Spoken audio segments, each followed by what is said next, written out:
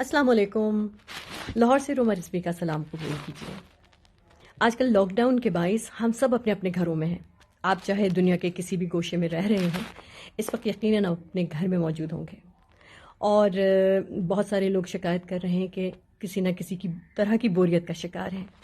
لیکن یقین کیجیے کہ یہ وہ وقت ہے جو خدا نے ہمیں اس لیے دیا ہے کہ اپنے تمام ادھورے کاموں کو مکمل کریں، اپنے تمام بھولے ہوئے رشتوں کو جن میں کچھ تعلق میں تعطل آ گیا ہے ان کو دوبارہ سے استوار کریں۔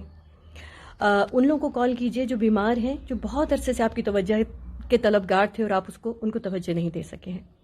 اسی طرح سے آج کل آپ کو پتا ہے کہ شوہر گھر میں موجود ہے اور بیویوں کا مکمل ساتھ دے رہے ہیں، تو یہ وہی وقت ہے کہ جب تفصیلی صفائی یا ایسے کام جس میں ان کی موجودگی، ان کی مدد آپ کو یا مجھے درکار ہے، وہ کیے جائیں۔